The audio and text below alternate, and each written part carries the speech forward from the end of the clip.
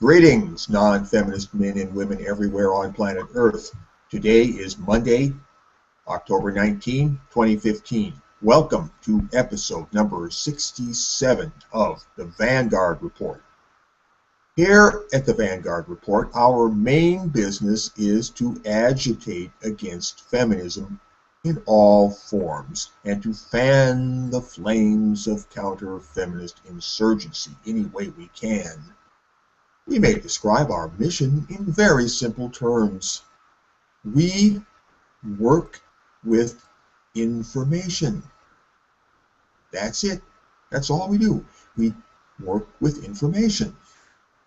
So let's dig into that a little bit, shall we? Contrary to what some people might tell you, the primordial substance of the universe is not hydrogen. That may be true in a purely chemical way, but on a deeper level, the fundamental stuff of all creation is information. That's it. Information. The basic stuff of the universe is not hydrogen, but the underlying information which gives form to the essence of hydrogenness. Hydrogen is simply a manifestation of the information state of the universe. It is a form which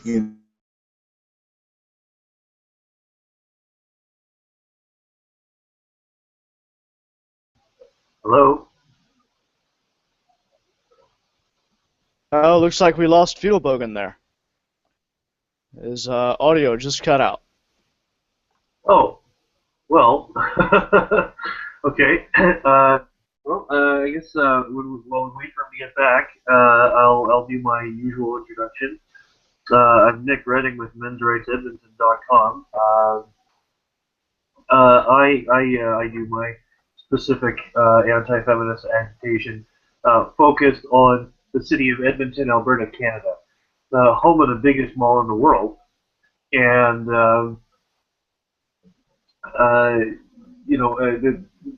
my mission, the Men's Rights Edmonton project, is to attract as many anti-feminists, MRAs, intactivists, MGTOW, whatever, to myself to create a community. I'm not necessarily a club or a group or anything like that. Just to get an offline version of what's going on online already. So if anybody knows anybody or is someone of a politically incorrect persuasion, such as myself, I would encourage them to come to www.mensrightsedmonton.com and you can contact us through the Contact Us button there. Or if you want to skip all that, you can just send me an email at mensrightsedmonton@gmail.com. You can also follow me on Twitter at mensrightsed, and you can check my YouTube channel, Men's Rights Edmonton. This week, for the Vanguard Report, the topic is feminism's motor and how to break it. This is something that I think about quite a bit myself, but I don't. I struggle to put it into words. In the past, I've put it into a sort of a visual model that I call the feminist non-feminist cooperation spiral, which, I mean, if you can take a look at that on my YouTube channel. But the main thing, the main method of breaking feminism's motor, in my opinion, is to expose the incredibly dishonest nature of feminism and feminists. I just got a message from Peter Logan saying his computer crashed. He'll be right back. So the way you expose it, right, is you can tell that a feminist is lying, and you can tell other anti-feminists that a feminist is lying. But that when it's just feminists and anti-feminists who see that the feminists are lying, that's just basically a back alley brawl, right? And nobody sees it, and nothing changes. The important thing is for third parties to see it. What you would call the hey, Peter Logan, your mic is still pretty quiet. Well, no, it's not still pretty quiet. It was okay before, but now it went quiet again after the computer crash. So I'm going to fix that. Okay, I'm telling everyone about Yeah. Go on talking, Nick. I'm going to make some adjustments here. I'll be with you shortly. Okay, thank you. Yeah. So again, you can have as many arguments with feminists, between feminists and anti-feminists as you like. It's not going to make a difference. What you have to do is you have to engage third party, what you would call the middle mats, or people who are on the fence or currently disinterested. Um, when you see is when those people see what's going on, and they pick a side, and they'll usually pick the anti-feminist side. I am not as pessimistic as I used to be. You're still quite quiet.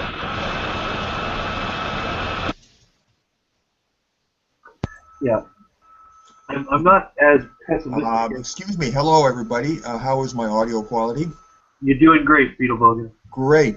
I hate to interrupt your monologue, Nick. There, what you're talking about sounds really interesting and important. But let's see if we can get the program back on track here, and maybe Absolutely. we can pick up with what you're saying a bit later. I hate it when this happens, but it does happen. Anyway, so pardon me here, just one moment. Okay, heck, man, I'm going to go take it from the top again.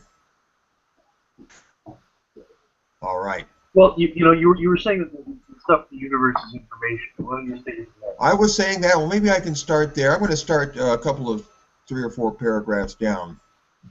The basic stuff of the universe is not hydrogen, but the underlying information which gives form to the essence of hydrogenness. Hydrogen is simply a manifestation of the information state of the universe.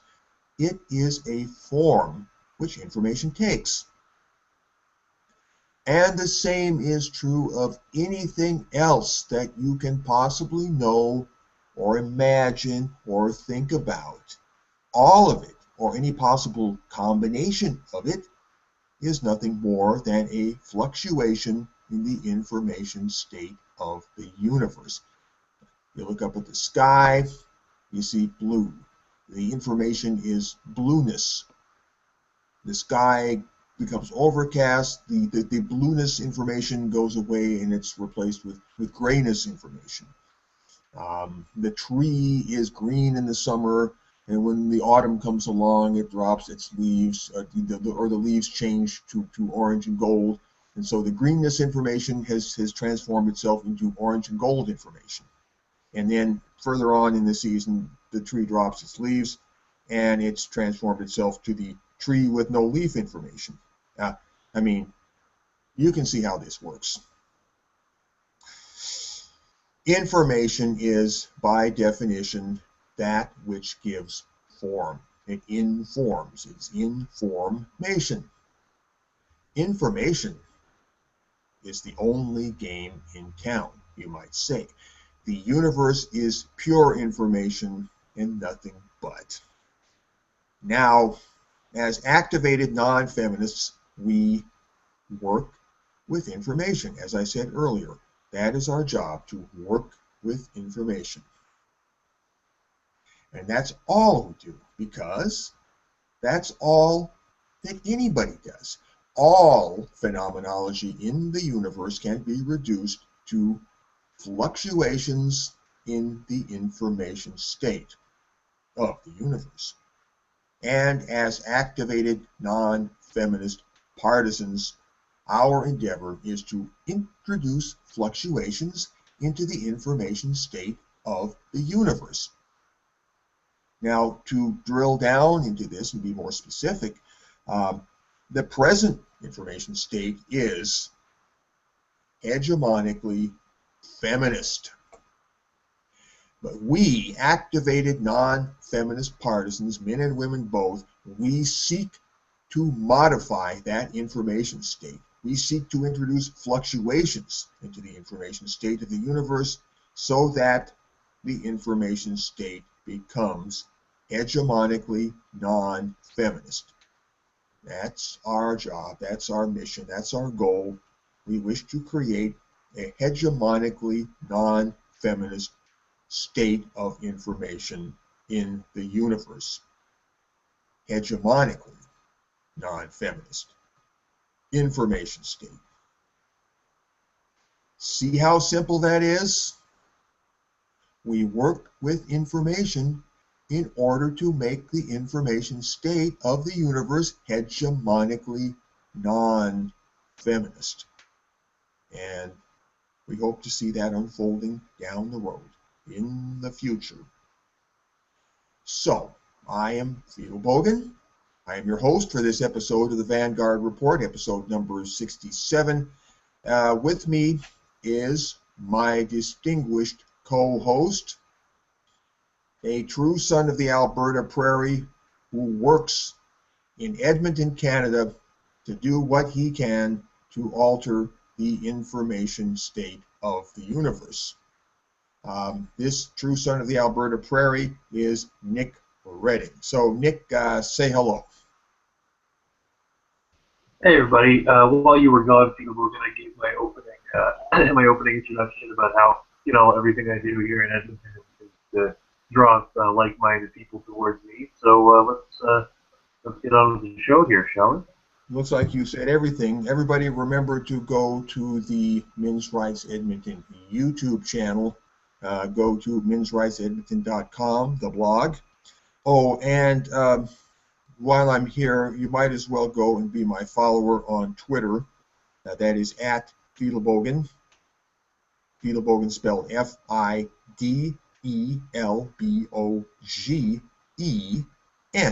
at Fiedelbogen.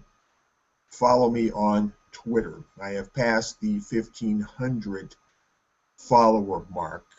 Now, it just keeps creeping up and up and up like mercury in a thermometer. I like that. Okay, now, as promised in the title of this episode, let's talk about feminism's motor and how to break it.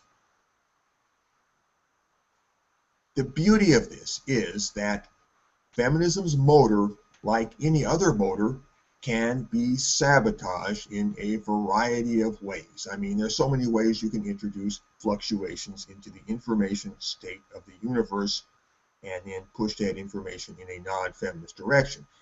And so there are many ways to sabotage feminism's motor. However, let's start with the basic definition of feminism that we always give.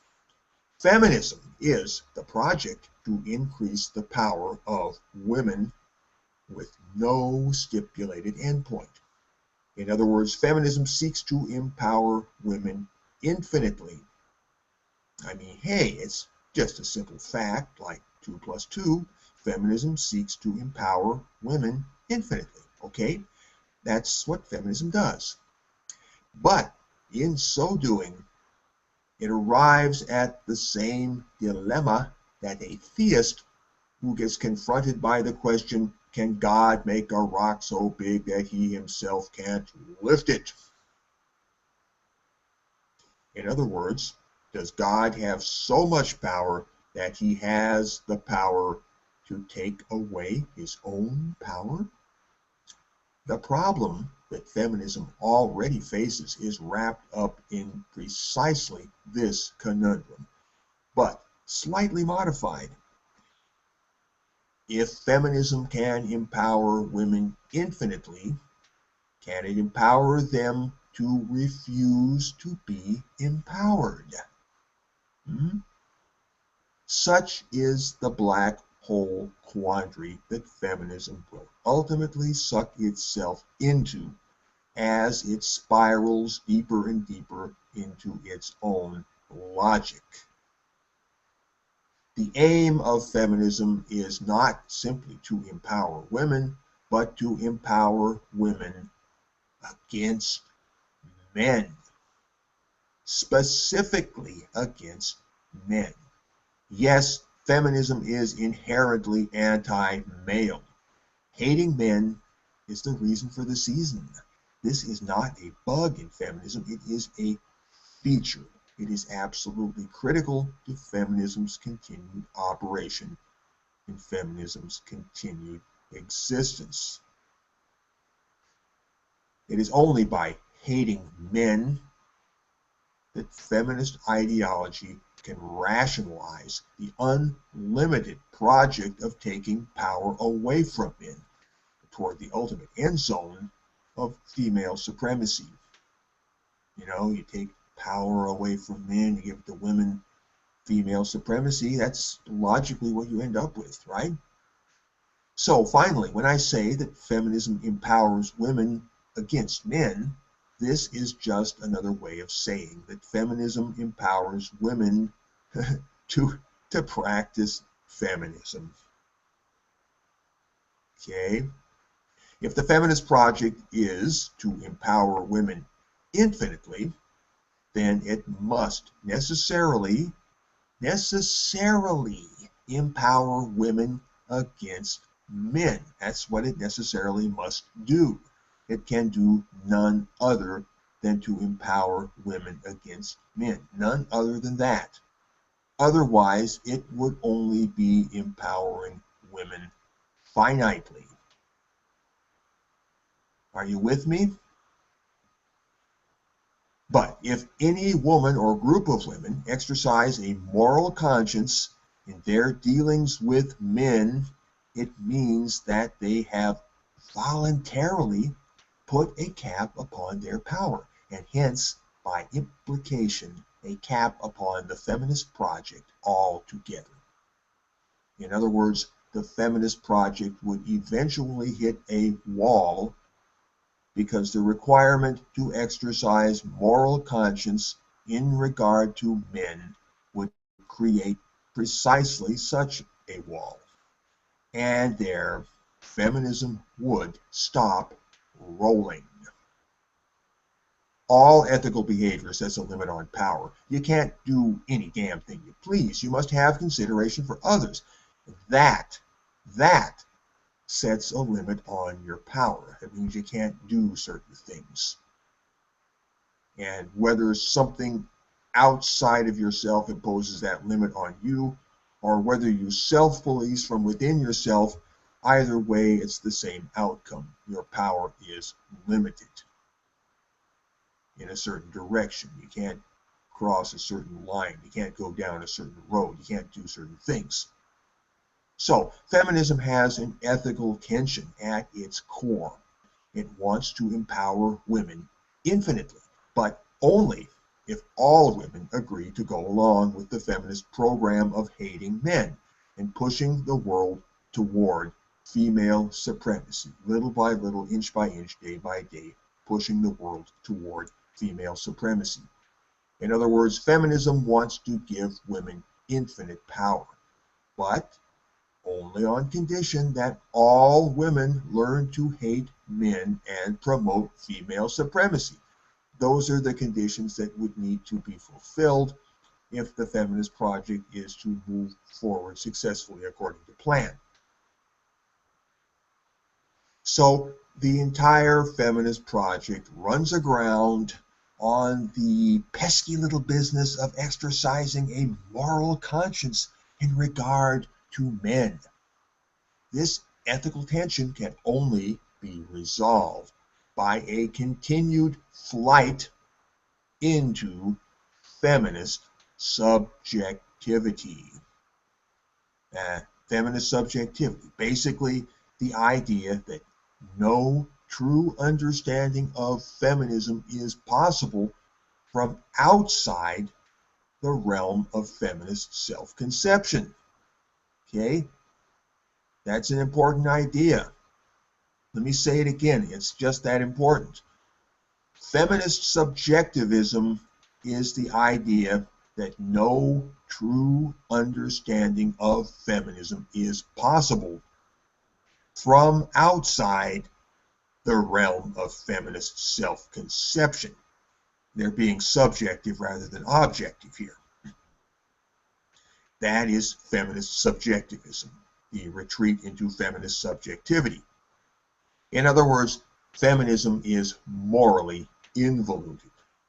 Or to put that more crudely, feminism has got its head up its ass. When they keep sending you to the dictionary to learn what feminism really is, that is a classic symptom of the flight into feminist subjectivity. It's a way that feminists love to stick their heads up their ass and not deal with the rest of the world and how the rest of the world sees them and experiences them and lives with the consequences of what they have done. But, as ought to be clear by now, the flight into feminist subjectivity is unsustainable. They can't keep it up forever. Sooner or later, cop-out cave gets too narrow and they can't wriggle any further into it. Sooner or later, non-feminist reality will intervene. That's the rest of the world out there beyond the realm of feminist self-conception. Sooner or later, non-feminist reality will intervene in whatever form and put a stop to the flight into feminist subjectivity. We will reach into their little cop-out cave, grab them by the collar, grab them by the scruff of the neck, and haul them out, kicking and screaming if necessary, into the disinfecting sunlight of the world's gaze. Once the flight into feminist subjectivity collapses, that will be the end of the feminist project altogether. Feminism is analogous to a person who is running from himself. Okay? Well, eventually, feminism will run out of running room. And that will be the end. That is how we break feminism's motor. We force feminism to confront the ugly truth about itself by driving it into an unsustainable corner. But the nice thing is we don't have to do much driving, really. We just have to sit back and let them drive themselves. We can sometimes encourage them to go a little bit faster, but pretty much they're doing the work. And we ought to take it easy. Well, sort of anyway.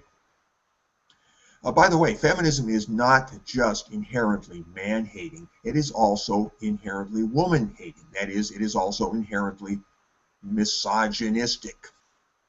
The feminist project simply takes for granted that all women are so morally shallow and wicked and rotten that they will uncritically go along with the plan to strip men of power. Yes, feminism requires women to be just that rotten. It requires this. It needs women to be this way in order to make its plans work. Feminism requires women to be just that rotten. In other words, feminism assumes that women, assumes, mind you, assumes that women are evil, selfish, mercenary creatures who will happily go along with the feminist plan of their own free will. Well, that's a pretty low assessment of half the human race, if you ask me. Why, it almost sounds like something that a misogynist would say, doesn't it? That women are evil, selfish, mercenary creatures. morally shallow, wicked, and rotten. Doesn't that sound like something a misogynist would say? Well, feminists don't exactly come out and say it in so many words, but by implication, they believe that, which makes them, or makes feminism as an enterprise inherently, intrinsically, essentially misogynistic. Feminism, yes, I say it, feminism is inherently misogynistic. And the reason they scream about misogyny all the time, so much in general, is because they are projecting. Yeah, they're projecting. They know how rotten they are, and they're calling you rotten, so they won't have to look at themselves in the mirror and face how rotten they are. And they think we can't see this. They think we're so stupid that we can't see what they're doing. Well, this little speech I'm giving right now will testify to the contrary.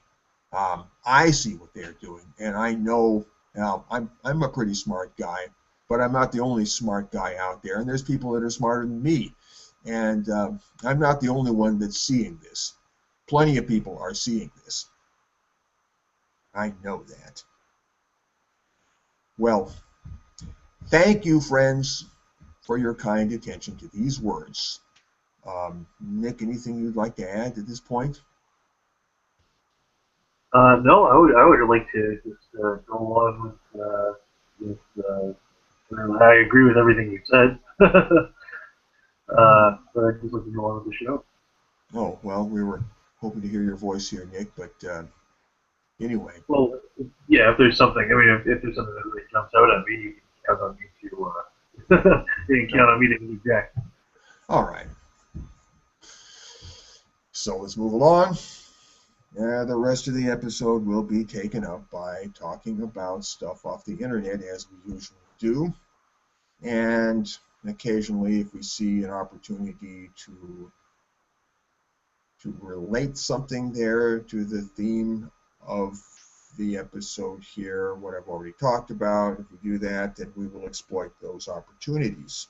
Oh, well, I mean, I can go back to what I was talking about while you were gone. What you were talking about while I was gone, I caught the tail end of it, and it sounded really good. So if you want to expand on that theme, Nick. Yeah, well, again, I was just talking about the theme of this week's episode, which is, feminism, motor, and how to break it. And, it's what I was saying was involving, I I mean, I know pretty well how to mess up feminism. What I struggle with is putting it into words. um, and back in 2012 when I started doing what I was doing, I I already had the model of the three spheres in my mind, which are in the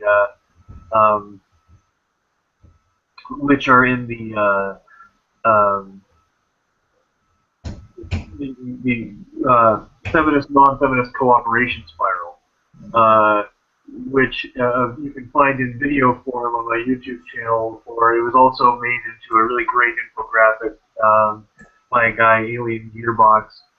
I recommend that graphic. It's really good. And that's on your website, isn't it? There's a permanent link to that on your website? There's a link to it on my website, yes. Okay, and what is your website again? My website is, we got some noise in the background here, is counterfem2.blogspot.com. Just counterfem2, one word, .blogspot.com. Look along the top of the page, and you'll see a link tab that says the map of reality. That's the one. The cooperation spiral, we also call it the map of reality because it really explains all the politics from a much higher meta frame of reference that goes beyond all the nomenclatures and categories that everybody else is using in their discourse.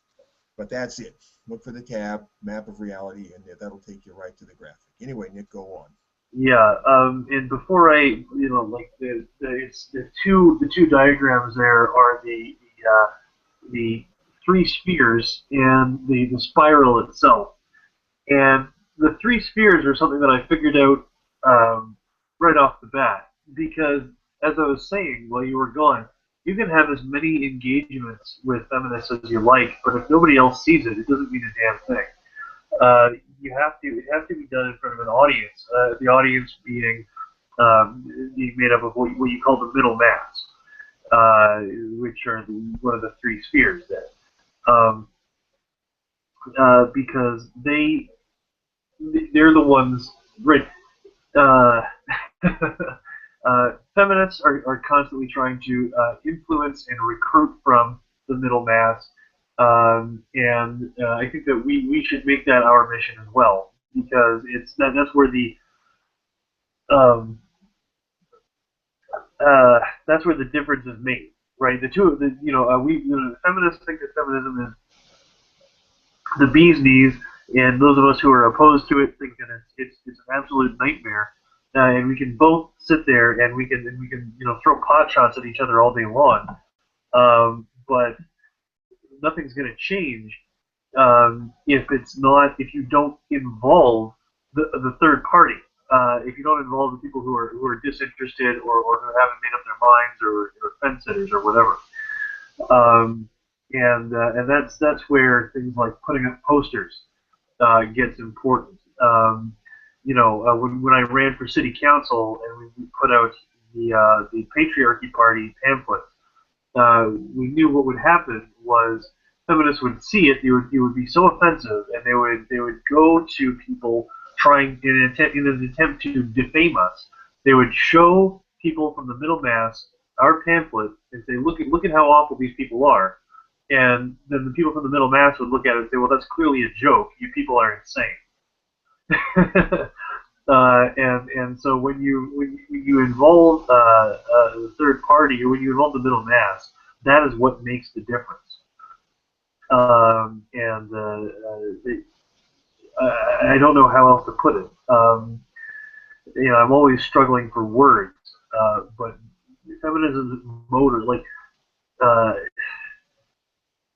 when you listen to Paul and Tara talk about this Paul Elam and Dr. Tara Pamaltia who Shrink for Men, when you listen to them talk about borderlines or people in the B cluster of personality disorders, they are talking about feminists. Let's be real here. And the thing is, these people they're driven by a fear of exposure.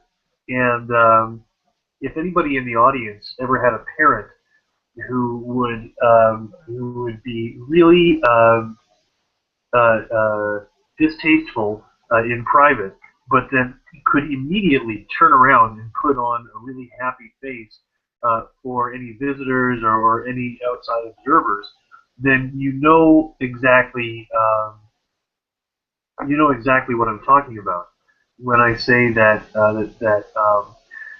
if you're going to break the secrecy, or if you're going to this abuse that is implemented by feminists and feminism is going to be broken. It has to be shown to the outside world.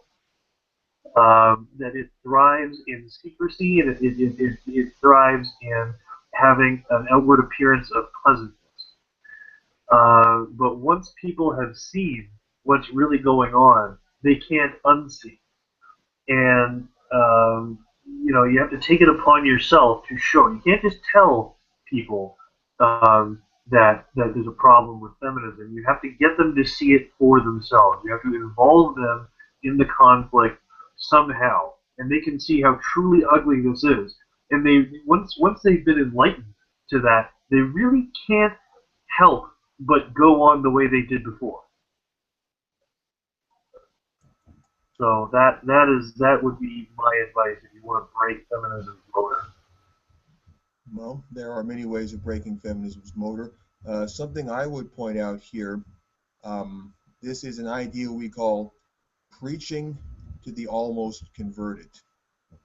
Okay. Now, Nick, you talk about showing people these things. You got to understand that there is a variation in the people you're going to be dealing with. Some of the people are already part way along the road of political awakening. Some people are totally clueless. Some people have already picked up a few basic clues. So some people are easily to get through to, or easier to get through to. These are the ones we call the almost converted. And preaching to the converted is not preaching to the converted, it's preaching to the almost converted. It's generally a better idea to preach to the almost converted because that makes your job easier. You can bring those people along with relative ease compared to others, and then you grow the numbers. And then once, as you begin to draw more and more people in, you get the snowball effect, you get a certain peer group effect where people will see members of their own social circles being drawn into this new way of thinking, this having swallowed the red dye, and then they will begin to experience self-doubt. And that's an outcome that we want to encourage. We want to inflict self-doubt upon, hopefully even upon the feminists themselves, but certainly upon members of the middle mass who lean more toward feminism. And I think in the end, what we're really trying to do with the middle mass is to create a polarization within the middle mass to accentuate a polarity that's already there. We have some people in that middle mass already leaning mildly toward feminism, some leaning mildly toward anti-feminism / non-feminism, and we just want to accentuate that difference, to pump up the voltage on that difference. And it's not so important to get everybody in the middle mass on our side as it is to get the fence sitters off of the fence. You make up your mind, either you're going to go with the feminist side or go with the non-feminist side, but get off that damn fence. And as time goes on, as history unfolds, I think there will be many factors coming to our aid in making that happen. It's going to get harder and harder for people to sit on the fence when the reality of the situation starts to sink in. And Nick, anything more you want to add?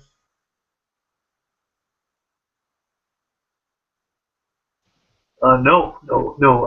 Getting people engaged, getting people involved again is the main thing because it's comfortable, right?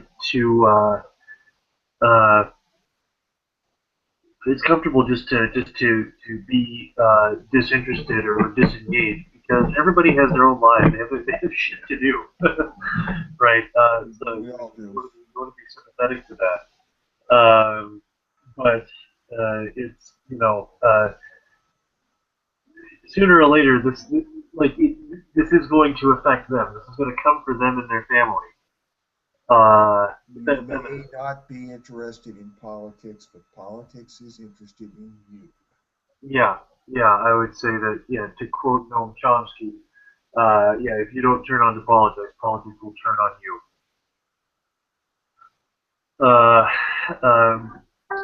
But again, you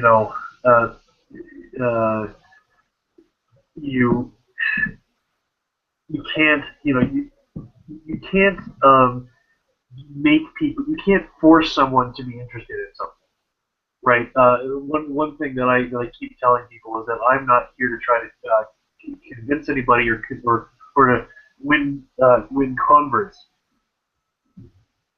That's a distinction I would like to make. When I say getting people involved, I don't mean trying to convince someone to care about anti-feminism or non-feminism or any of that, because you're just going to end up wasting a bunch of energy.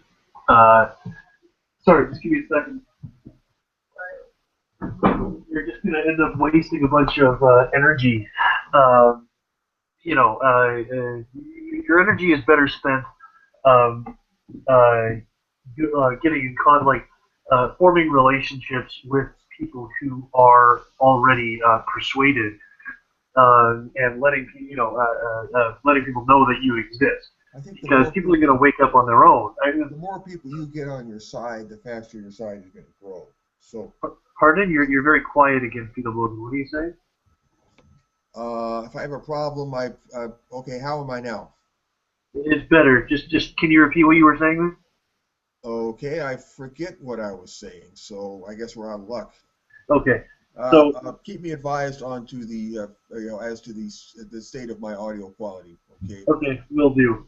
Thanks. So yeah, to sum it up, you get people involved by showing them what's up, by exposing them to the reality of the situation. Um, from there, they will make up their own mind. Um, but for those of us who are decidedly non-feminist, decidedly anti-feminist, whatever you want to call it, in whatever flavor we've chosen, um, we exist, and we should make ourselves available to anybody who wakes up next and wants to come and hang out and talk with us. Um, in that way, we can just sort of um, there's both a passive and an active element to outgrowing feminism. Um, so that would be, again, that's my advice. Don't waste energy trying to get people to see things from your point of view, because it's just not going to happen. In other words, if I may put that in a nutshell, don't work hard, work smart. Yeah, brilliant. Yeah. Okay, there we go. Yeah, I'm lazy by nature. I'd rather work smart than work hard. I'd rather have an easy job than a hard job. Although I'll tackle a hard job if it comes to that, and there is no other choice. But yeah, don't work harder than you have to.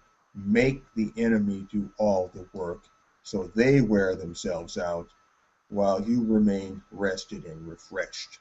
Okay? Enjoy life. Well, as far as you can. Anyway, so let's get to the part of the program where we go through the Q links and talk about stuff on the internet. Now, when my computer crashed a while ago, all of my browser tabs that I had set up just went away, and I'm going to have to reconstruct them. So this is going to take a bit of time, hopefully not too much. Q number 1 is on your queue list, and I got to dig around in here, and I'm going to get the link, and I'm going to copy and paste it into my browser. And Men will have to lose jobs to make way for gender equality. Is that the one? yeah, that's the one, Nick. You're on it. You've got that in your browser, I think. Would you like me to get on it here? If you want to read the thing, and then we'll comment instead of me reading it. Yeah, Nick, go for it.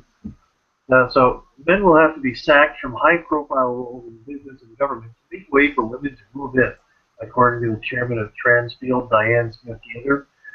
The bill proposed by a group of Senate crossbenchers would make it compulsory for federal government boards to be at least 40% female. Ms. Smith-Gaither, who is also president of the Chief Executive Women's Group, of the Chief Executive Women Group, said to reach that target in an eventual bigger target of 50-50 representation of women on business boards and in senior roles, capable men would have to make way for capable women.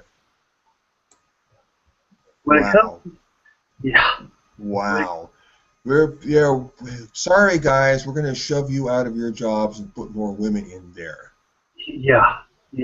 And, we just, here in Edmonton, we just had another talk from Dr. James Brown, not the Godfather of Soul, but the Canadian educator. He put on a talk at the library there, I think, some time ago. Yeah, he did so in the same room. This year, we had the Rebel Media giving us coverage. I don't know, they were filming. I don't know if they've put it up yet. but he was telling us how back in the 80s and 90s he was specifically hiring women into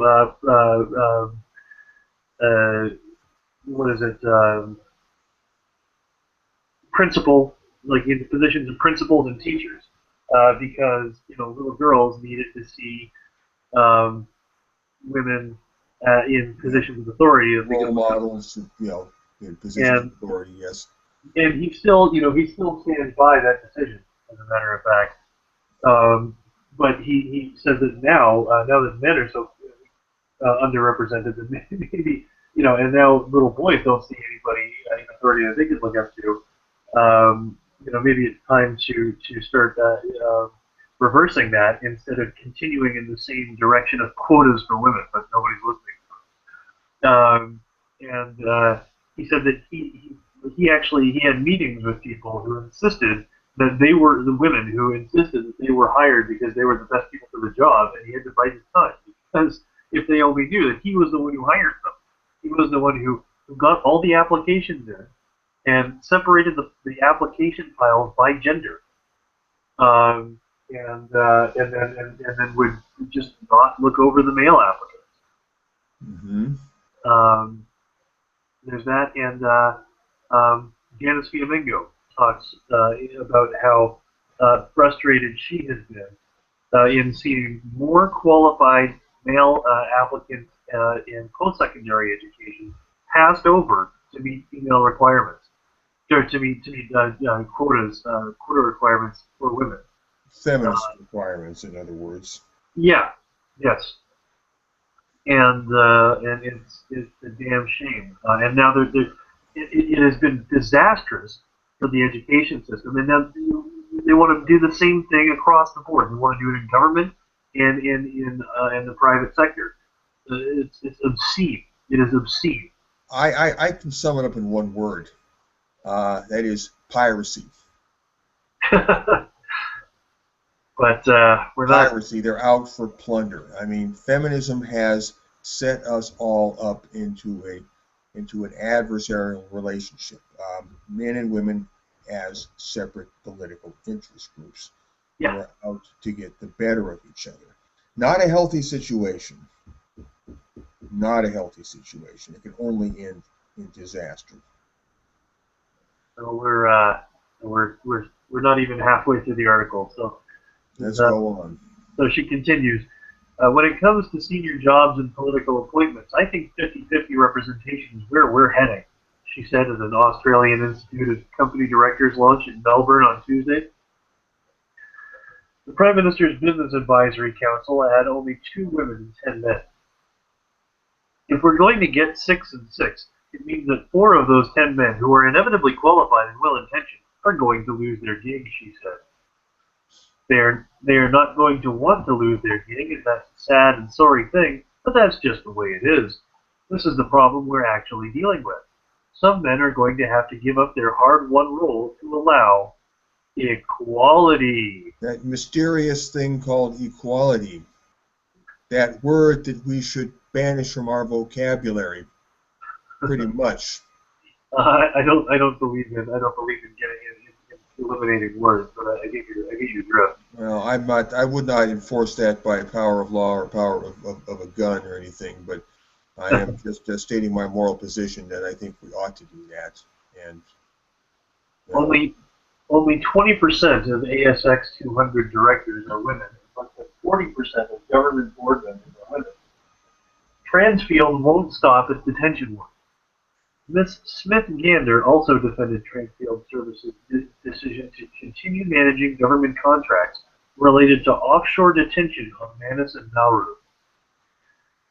The company has faced an aggressive campaign against it by activists who say the company should not be profiting from people's misery, but Ms. Smith-Gander said this would not deter the company in doing its work.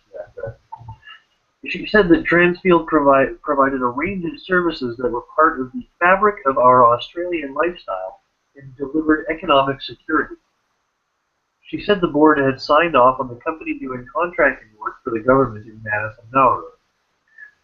A spate of human rights violations inside the asylum seeker processing and detention centers, including sexual abuse and child abuse, led one of the country's biggest superannuation funds, Hesta, to sell its stake in Transfield Services on August 18th.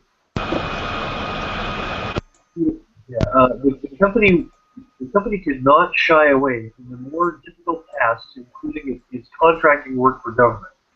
We're not going to step away from it just because it's difficult, she said.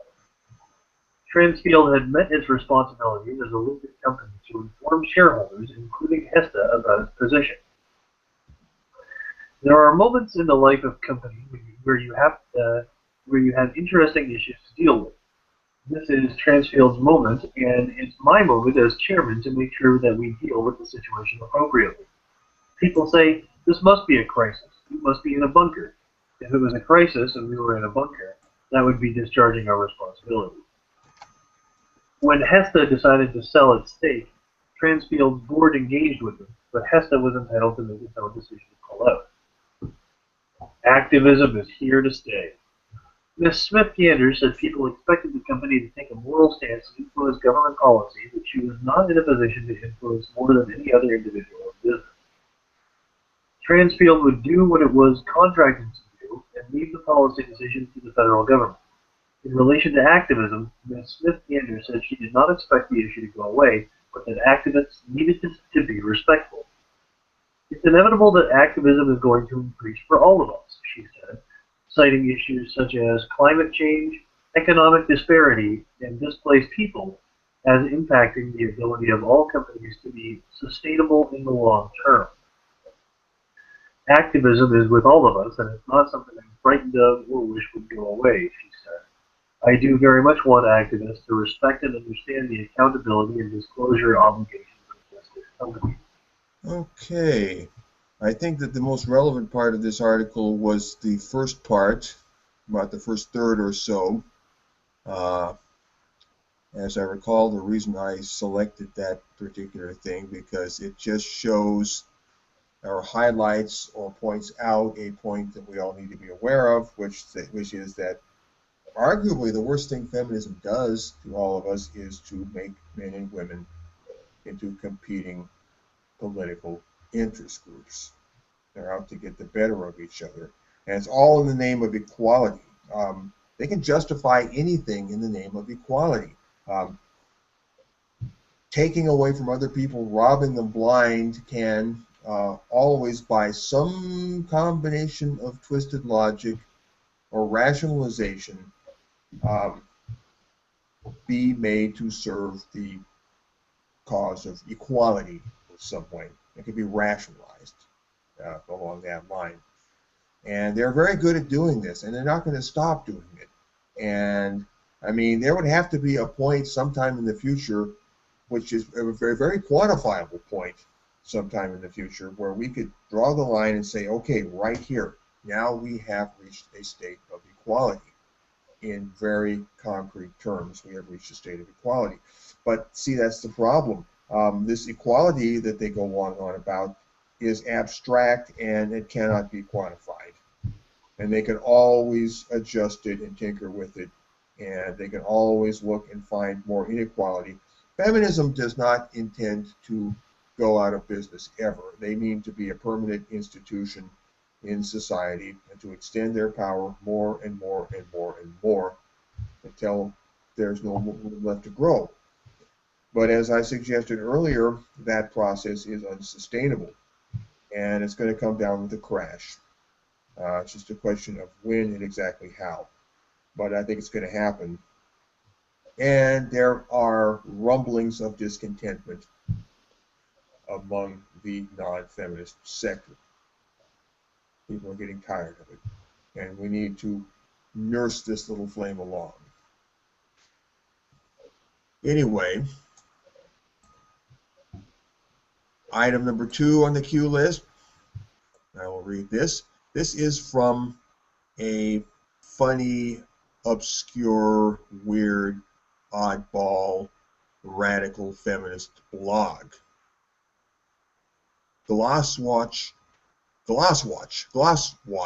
one word, glosswatch.com. A little blog entry here called Why Feminists Need Fear. I'm sharing this because it gives us a little bit of insight into the mind of the enemy. This thing is dated, oh, when is it dated? October 10th, 2014. That's a little bit old, but you know, it doesn't need to be contemporary or current to be relevant. So let's jump right into this. To be a feminist is to be brave, but it is also to be fearful. How could you not feel fear given the power structure which you've chosen to engage? This fear is not an irrational phobia, some deep-seated or deep-rooted disgust in response to sex or naked flesh or cultural transgression. It's a perfectly rational fear, the fear of male violence. It is justified and it is logical. Bingo. If you want any better proof that feminism is an anti-male hate movement, I don't think you'll find any better proof than what I've just read to you in this little short paragraph here. Fear is not an irrational phobia. It's a perfectly rational fear, the fear of male violence. It is justified and logical. This radical feminist is telling us that men are violent. It is justified and it is logical and rational to fear male violence. Funny how they constantly bang on and on about the theme of male violence. What is male violence? Is it violence by a man, this man, that man, the next man, or is it violence by men as some big collective abstraction? And I think this is where feminism goes off the irrational deep end. When they talk about male violence or male this or male that or male anything, they're talking about male as a big phantom cloud, an abstraction. And that is where mental illness creeps in. They're talking about something which in a purely physical, concrete, tangible, certifiable way, quantifiable way, does not exist. Male power.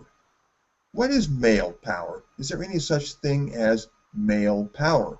There is power of this man, the power of that man, and this man's power may be greater or lesser than that man's power. There's just power, and different people have it. Some people have it and some people don't. Nick, do you have any thoughts about that? Well, I mean, the term male power doesn't seem all that hard to get a handle on. I mean, it would just be the power of collective male that males collectively enjoy, such as the Male privilege, maybe? well, no, male privilege, yes, but that's again, that's a bit too nebulous. Specific examples of male power would be a man's power to reason, to speak his mind. Those things are too much power in the Too much introduced. power, and that's the kind of power that needs to be stripped away Yeah, because in order to empower women. yeah, in fact, it's abusive. You just ask Zoe Quinn or Anita Sarkeesian. Okay. Now, they're the ones who see male power all over the place in video games, and they are completely blind as a bat to all the female power that can be seen in video games. Well, you know, feminism is narrative-based, and anything that doesn't support the narrative, it's just not there. It's grayed out. It's in the background. You know, your eye just glosses over that. It's not relevant. The narrative is reality. So anyway, they're talking about this fear of male violence, which is an aspect of male power. Violence from a man, violence from this man or that man. Well, let's read on here. It is logical to be afraid of sexual assault. Okay, fair enough. It's logical to be afraid of a lot of things. And sexual assault would have a place on that list. I grant you that. It is logical to be afraid of sexual assault, rape, beating, harassment, and murder. Oh, yeah, sure, it's logical to be afraid of those things. Absolutely, I agree. Nobody wants to experience those things, and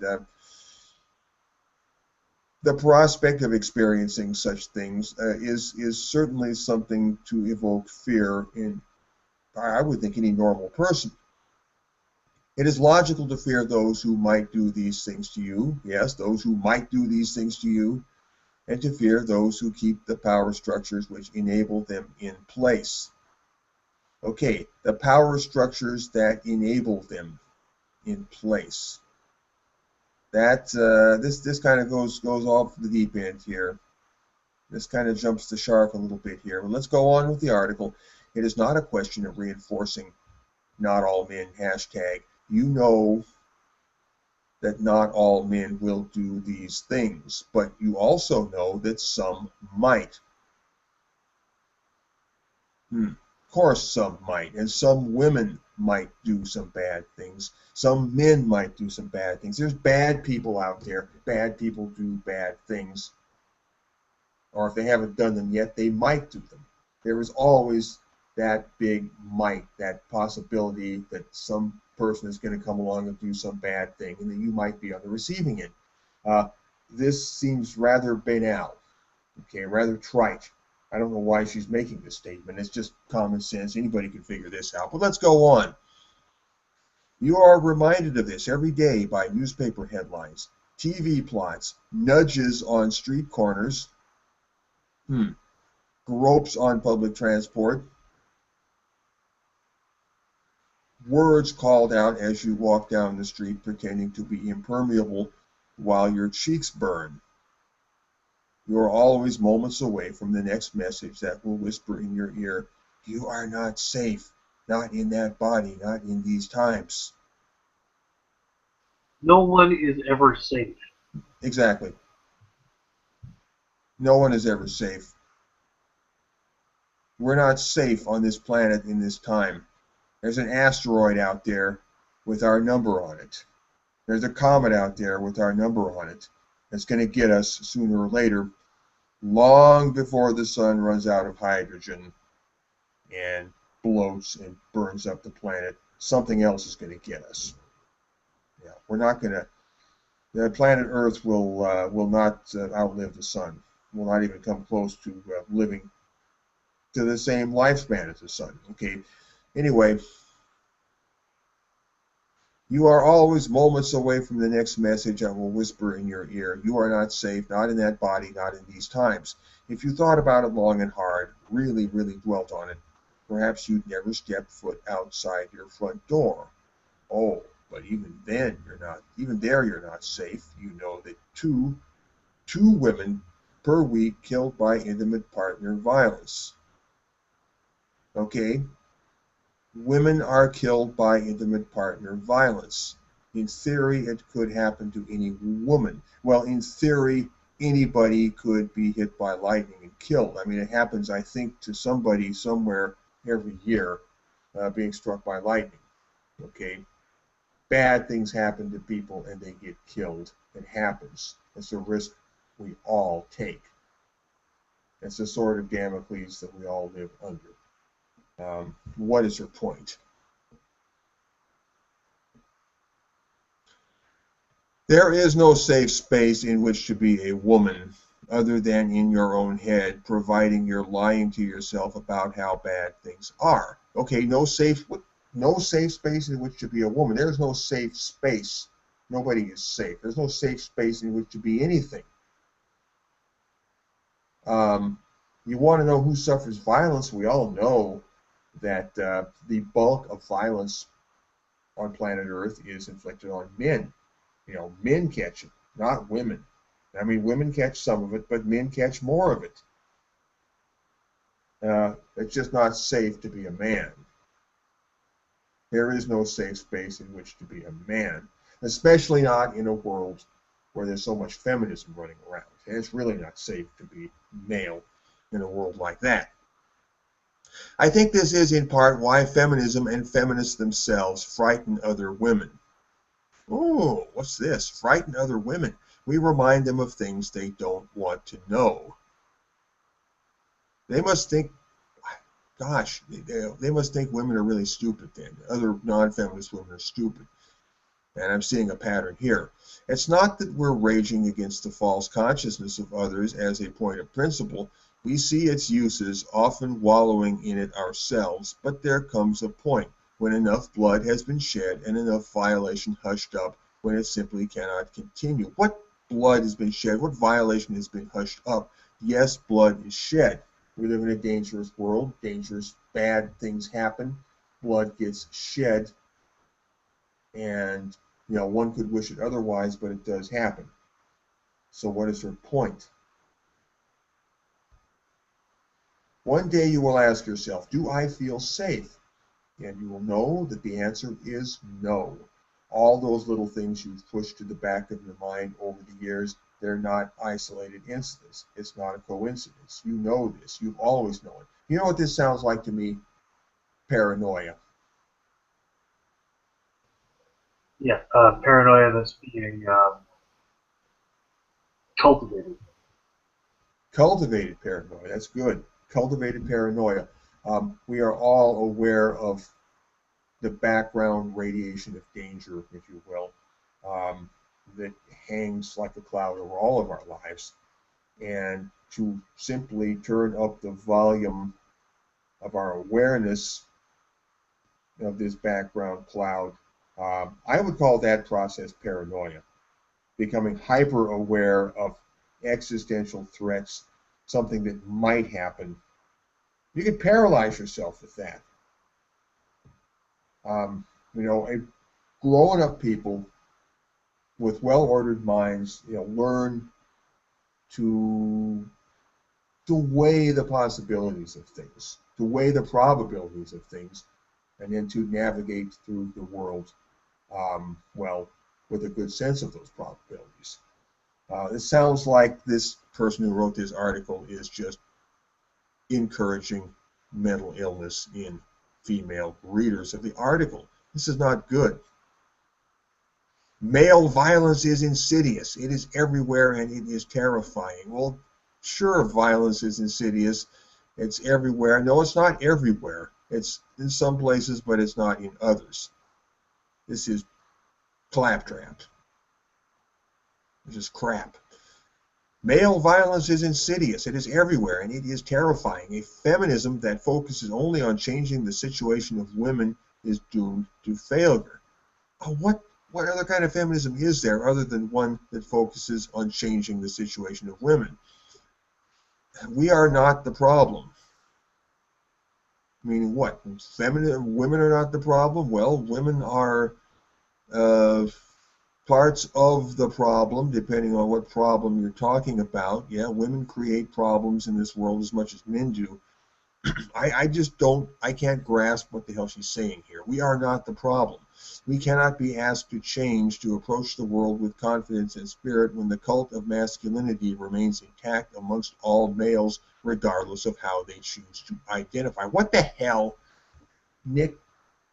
What is the cult of masculinity? Do you have any idea what she's talking about here? I don't. I think it's just it's just a way of A way of being melodramatic, I would say.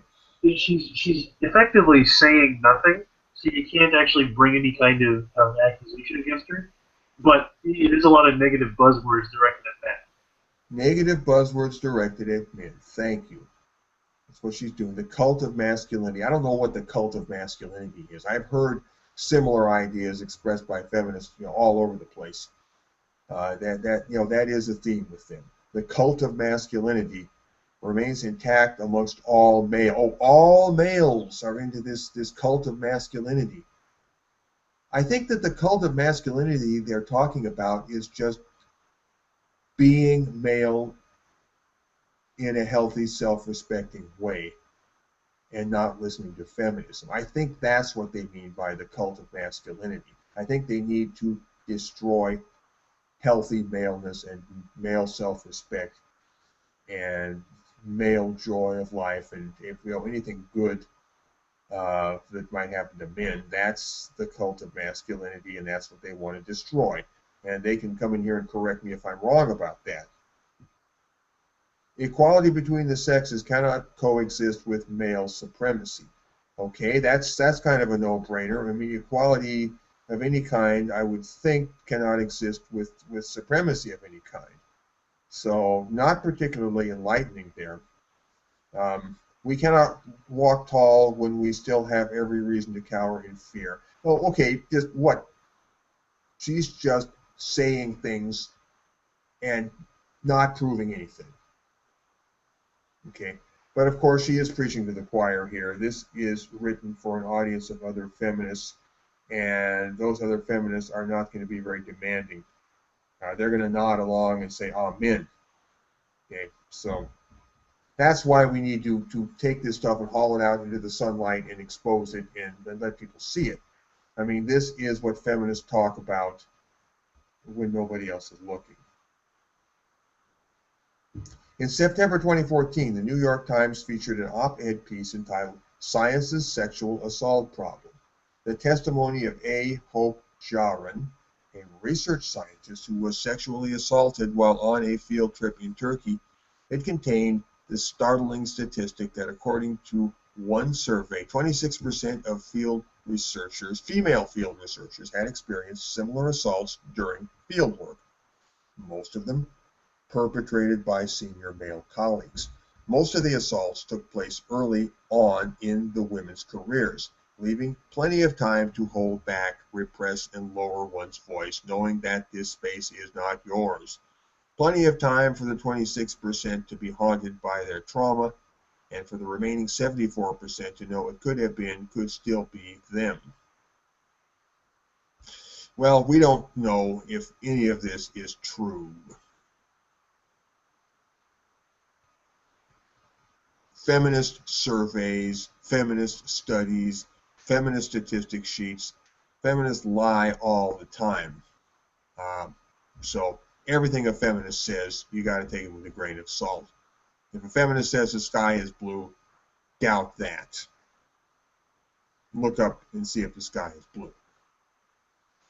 Jahren describes what is, I think, a basic tenet of feminism.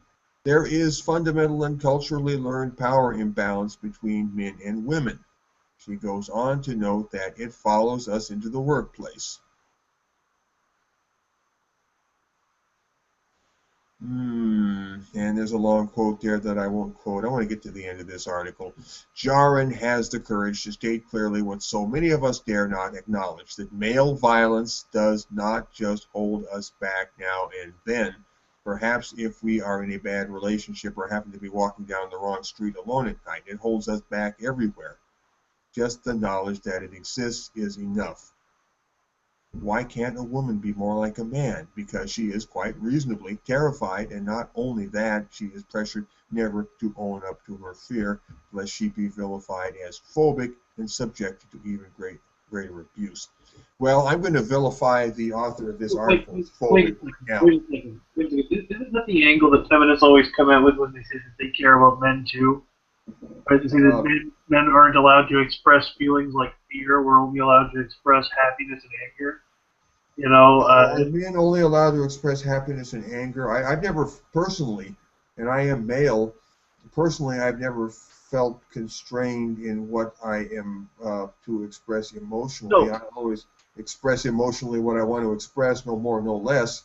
But what I mean is that she says this is why, you know, women can't act like men, and then she goes on to say that women have all these constraints that are typically the criticisms that feminists give us about mainstream masculinity. So basically, this comes out as women are suffering the same things that men are suffering. Which is why they can't be like men. Which is why they can't be like. Yeah, thanks for pointing that out, Nick. I wouldn't have caught that. But the whole thing is crap.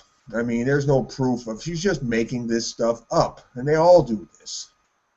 I mean, there's just no good reason on God's earth to take any of this seriously, other than to laugh at it.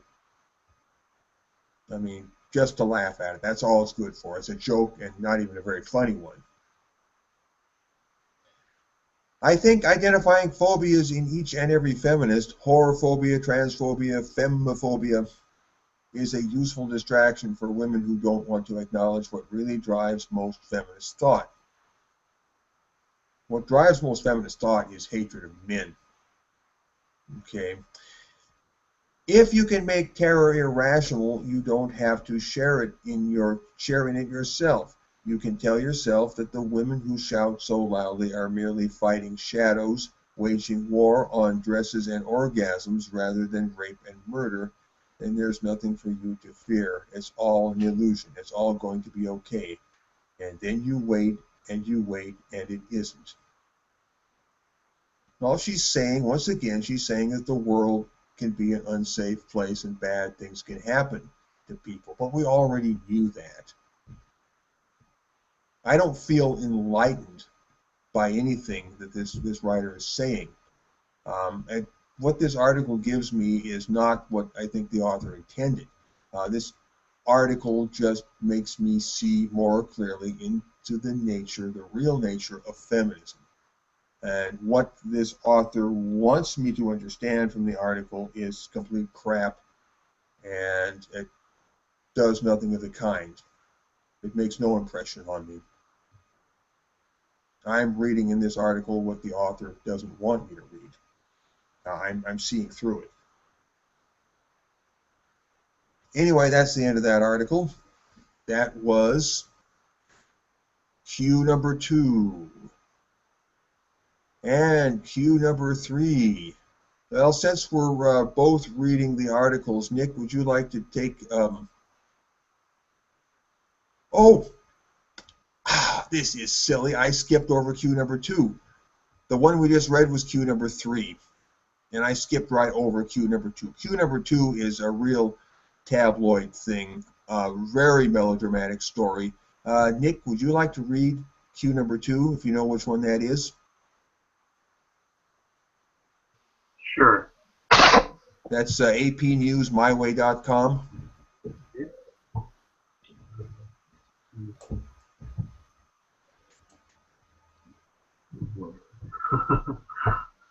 Guys.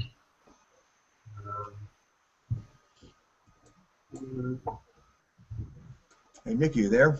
Yeah, I'm here. Can you hear me? I can now, yes. Okay. Sorry, guys. Just having a hard time finding the. Oh, never mind. Okay, found it. apnewsmyway.com. Okay. Page not available. Not available. Well, I got it right here. Okay. If the page is not available, I guess I got to read it. Okay, here we go. Third baby in 3 months dies after being tossed from New York window. Oh. Okay. New York AP, a baby girl was thrown from a 6th floor window of an apartment building to her death on Thursday, witnesses and police said, making her the 3rd child killed that way in the city in 3 months.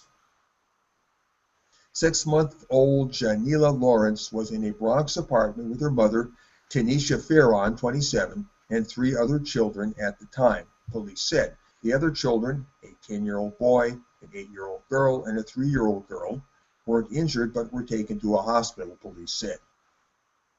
Farron was taken from the home in the Fordham Heights neighborhood to a hospital for an evaluation and couldn't be reached for comment. Police later arrested her on a murder charge. Police received a 911 call saying the mother was dangling the baby outside the apartment window. Subsequent callers said they watched as the baby was thrown. Neighbor Lizette Rodriguez said the woman had been shouting, "I'm going to throw her. We're all going to die." Other neighbors shouted to the woman, "Don't do it," Rodriguez said. Rodriguez called 911 and said she heard the baby hit the ground while she was on the phone. Gregorio Lopez, who lives next door to Farron, said he heard a commotion in the hallway and a man yelling, Please, God, please help us. Lopez said he didn't want to leave his apartment because he didn't know what was happening, but went to the roof after the man left. When he arrived there, he looked into his neighbor's window. I saw her naked and the 3 kids naked, and I thought they were all dead, Lopez said. And then she jumps up and starts hitting the window. He shouted down to some women on the street to call 911. I was yelling, hurry up, he said. I thought she was going to throw the rest. Officers had to take down the apartment door because Fearon wouldn't open it, police said. Pauline Bryan, who knows Fearon from the neighborhood, said she had just seen her on Tuesday outside the building. She never told me she had problems, Bryan said. She's not a mother like that. May God help her. The city's child welfare agency, the Administration for Children's Services, said it was investigating and was working to ensure the well-being of the 3 other children.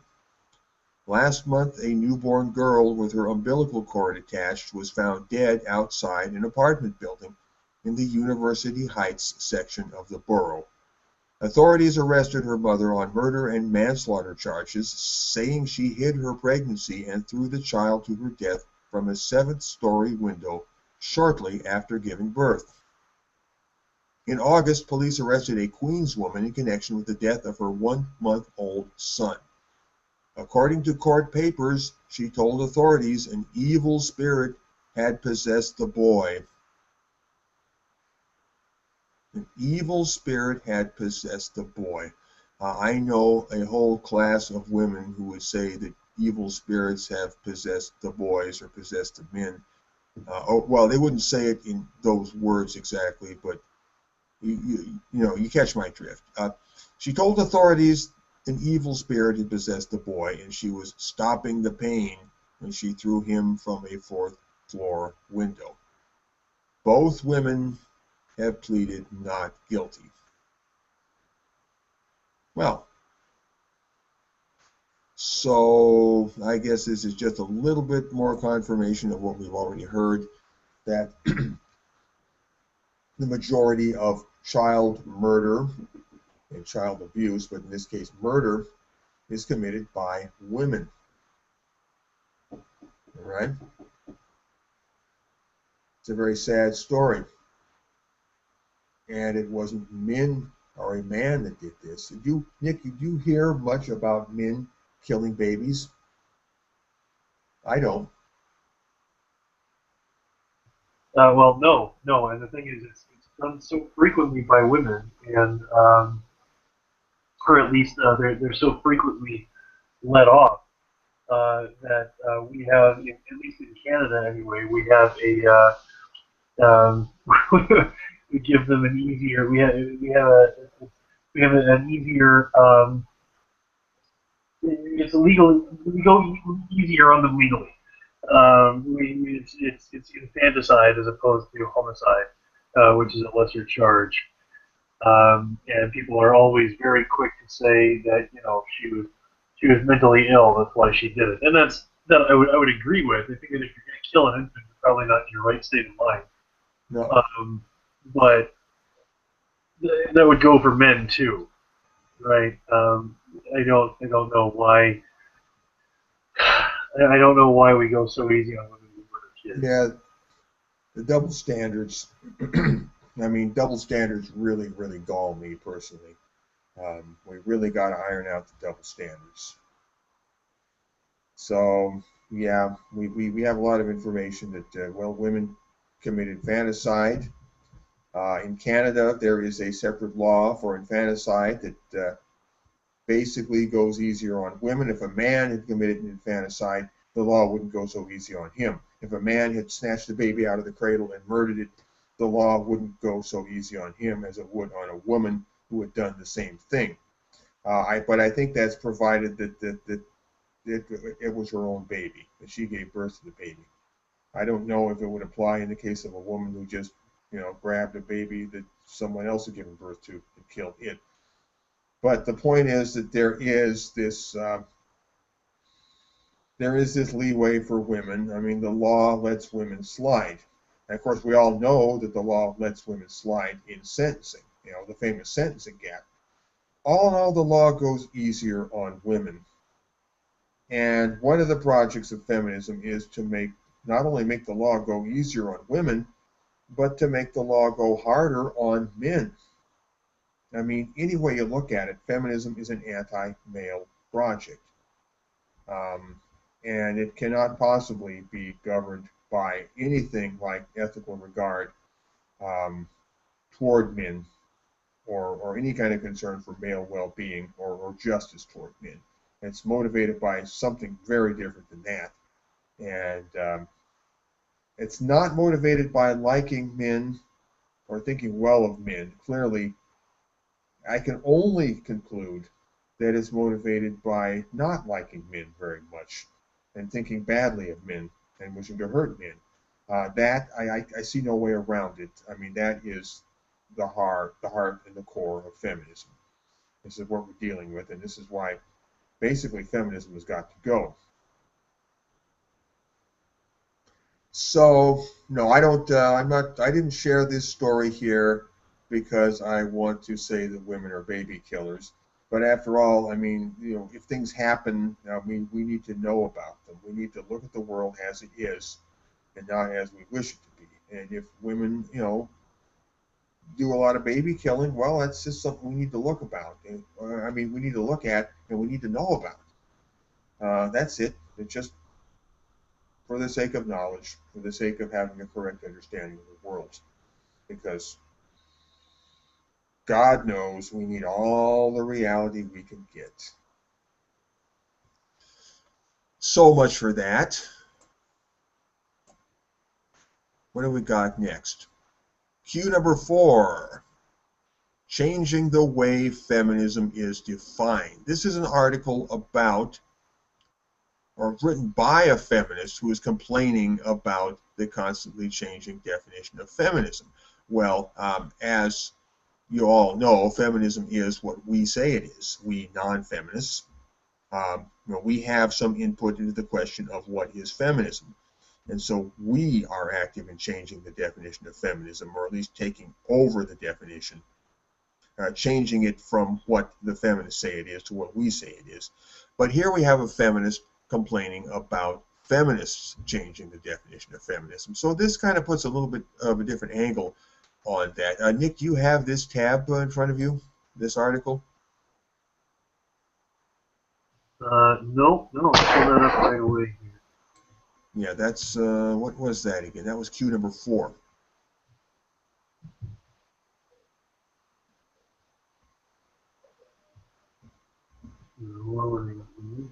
Nick, I think this one is for you to read.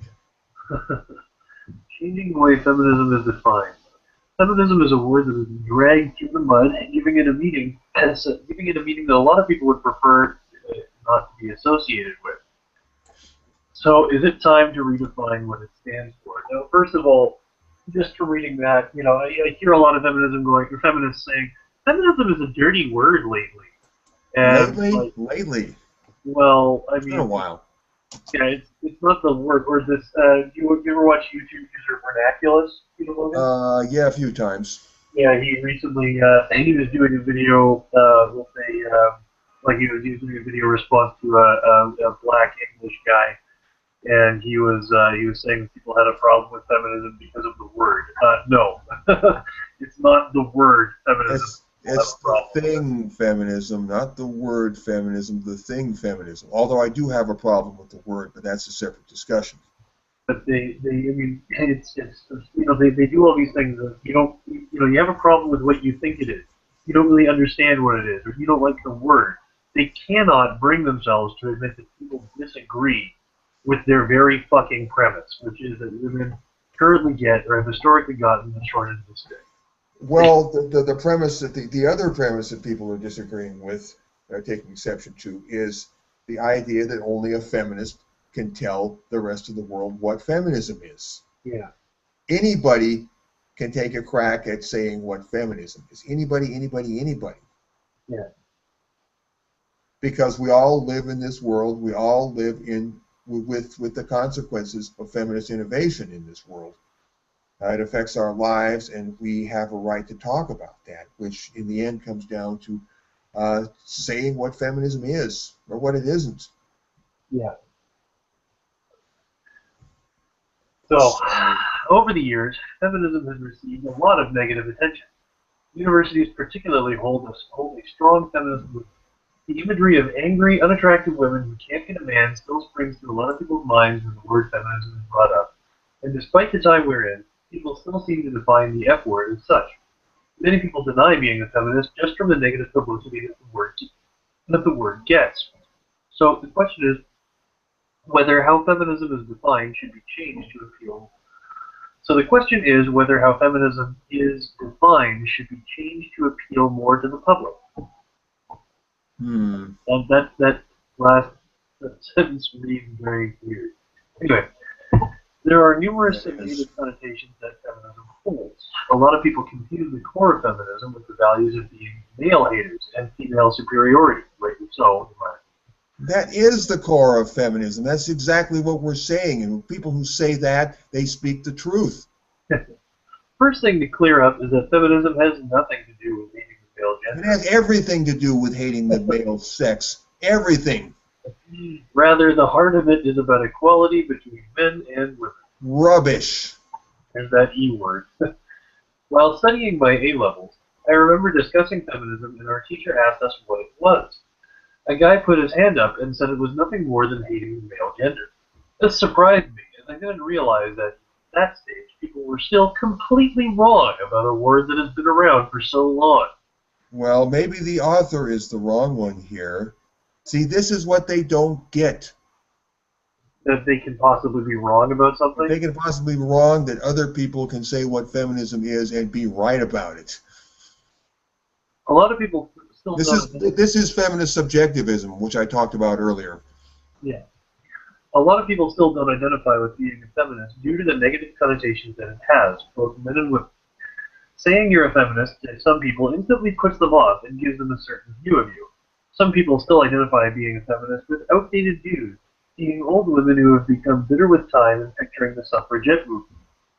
While it helps significantly, a lot of people see it as too extreme, especially for the modern age. So has the term been overused and dragged through the mud too much for it to be seen what it really is? No, it has not been dragged through the mud enough. The Guardian published an article by a student blogger who discussed the problem of feminism in universities and why it is an issue that should possibly be relabeled. Lad culture is a staple to a lot of people's lives at university. Lad culture praises the degradation of women, getting drunk as much as possible, and generally supports sexist attitudes towards the opposite sex. Oh, come on. The lad culture has its female counterpart. I don't know what you'd call it. But it constantly focuses on degrading men just as much as the male counterpart focuses on degrading women. You know what? I don't see lad culture as degrading women. I see lad culture as worshiping women, frankly. Well, that's one way of looking at it, yes. But the point is that the lad culture has its female equivalent. They never talk about that.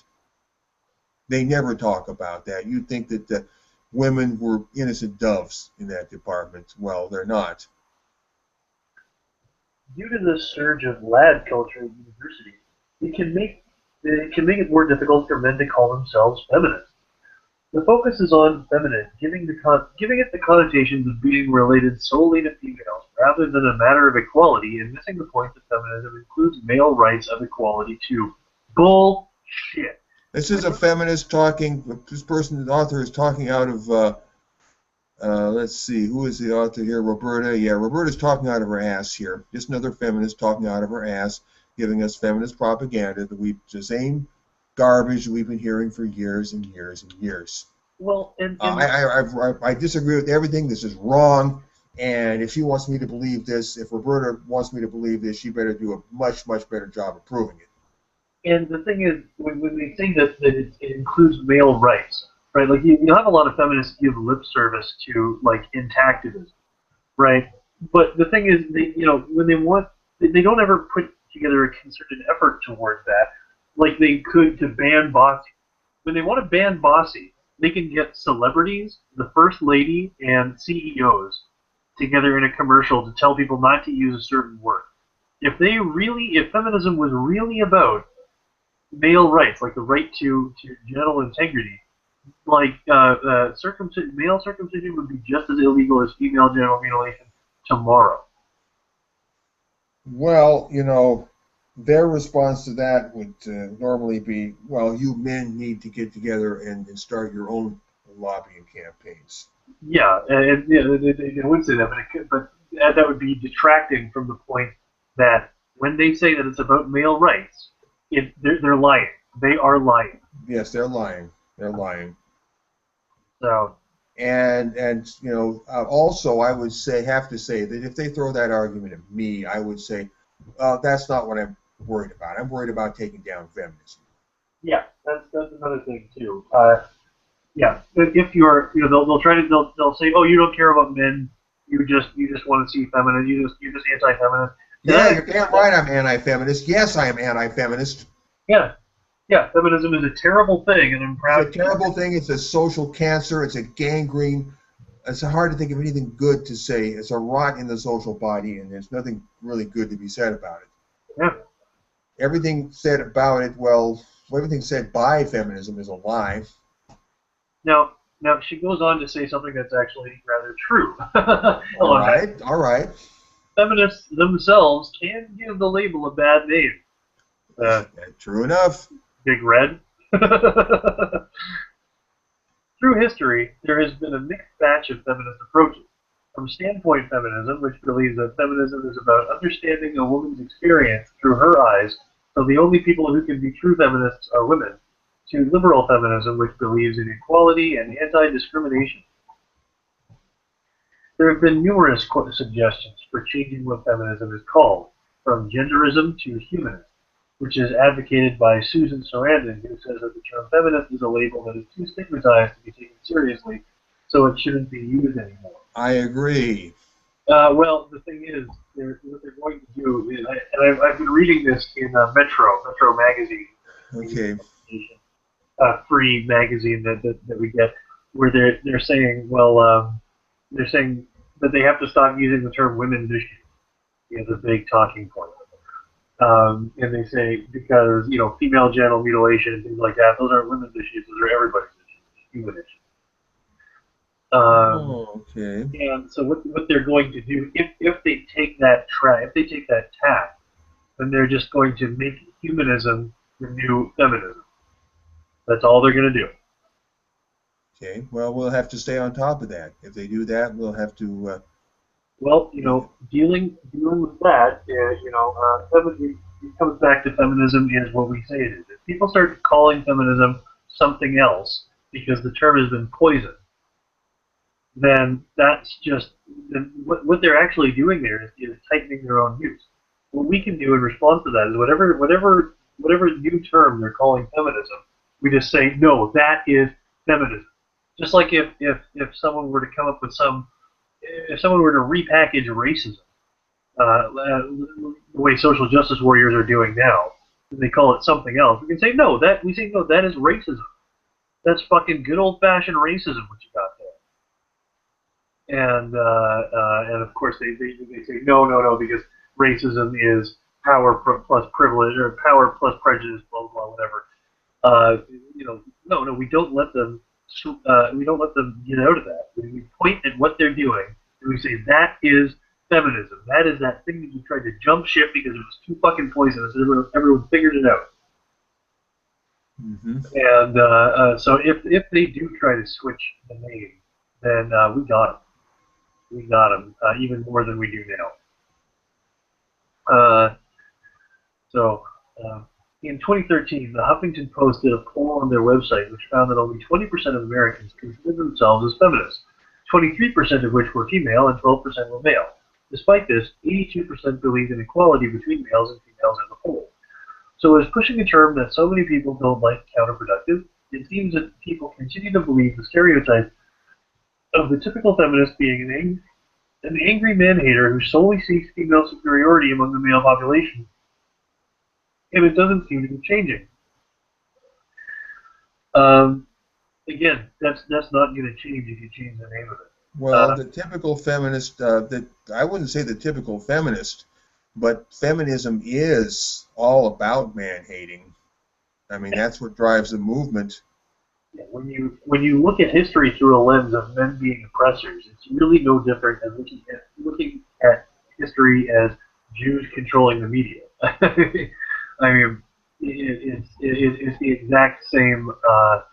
It's the exact same rationale, right? When you see men being so overrepresented in positions of power, you can like Jews, American Jews, are vastly overrepresented when compared to their proportion of the American populace in media. But when you use that as evidence to say that the Jews collectively are controlling the media, it's no different from seeing men being overrepresented in positions of politics and saying that they control politics, saying that men collectively, the men, control Men do politics. not control politics. The men who are in politics control politics. Yeah, and they don't. And they don't do it for the benefit of men Yeah, necessarily. they don't do it to benefit. They don't do it as males, right? They don't do it as men. They don't do it. They certainly don't do it to benefit the men in the culture. So, if they did, we wouldn't even be considering ending female prisons, which is a concept that gets thrown around a lot. Yes, it You know, does. we wouldn't universities wouldn't be bastions of feminist conversion and brainwashing. Anyway, netmums.com in 2012 conducted a similar study where they surveyed 1,300 women and found that only one in seven of those women called themselves feminists. They also found the younger women were less likely to accept the term in identifying themselves. So why not get rid of the term in exchange for many of the other suggested substitutes such as humanist? Feminism can be seen to scare off non-feminists, and since the younger population aren't keeping on adopting the word, it seems futile in trying to get back what it stood for. Yet, feminism is a word with such a strong connotation, despite being seen as bad to some, it holds a fiery past. Yeah, literally. They burn shit down, the suffragettes. And by getting rid of it, you would lose so much of the history and almost forget all those who fought for the true meaning of the word. What we should be doing instead is focusing on teaching people more about the core of the meaning and stop being afraid of being seen as one. Well, Well, if they're going to teach us about the real core meaning of feminism, the true feminism according to them, then they will be putting themselves under the gun to live up to that true core meaning. That's all I've got to say. They tightened the noose by doing that. again, when they talk about the core meaning, they're going to be telling everybody that women are disadvantaged and we live under a patriarchy or whatever word they're going to use. And we have to point out that bigotry right from the start. I mean, again, I can call it something other than anti-Semitism. But once I start, no matter how gingerly I approach the insinuation that the Jews run things, you can tell from a mile away that I'm being anti-Semitic, right? Mm-hmm. So, it's Not that we would put anti-Semitism in the same league with anti-feminism. no, I'm not saying anti-Semitism. I'm putting anti-Semitism in the same league as feminism itself. Okay. No matter how, again, I'm comparing feminism and I'm comparing feminist patriarchy theory to the theory that the Jews run the media and the banks, etc. Right? That is when you hear people talking, when you hear anti-Semites talk shit about the Jews, that's what they say. Typically, yes. They say that there's a little cabal or there's a cabal of Jews running things, right? And then they can point to Jewish people being overrepresented in certain sectors. But I mean, oddly enough, I think that a lot of that really does genuinely apply to feminism. You mean feminists actually running things? Yeah, Yeah, having little cabals and conspiracies, and yes, something like that is really, really, truly yeah. no fooling But, happening in the real but world around feminism. feminism is not a it's not an ethnicity. No, it's not. What That it distinction gets lost what it a lot. is an ideology about getting power, just like communism or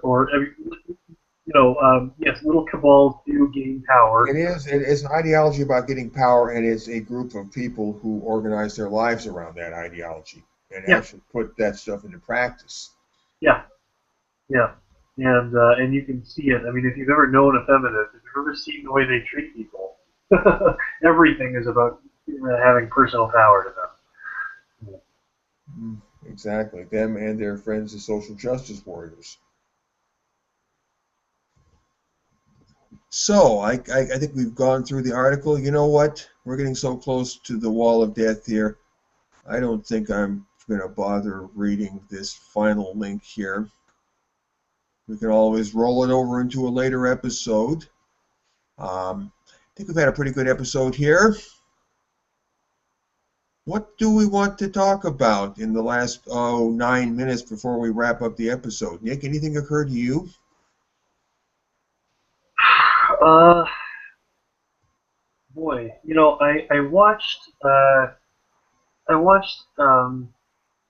two of our favorite people, uh, Matt Binder of the Majority Report was interviewing uh,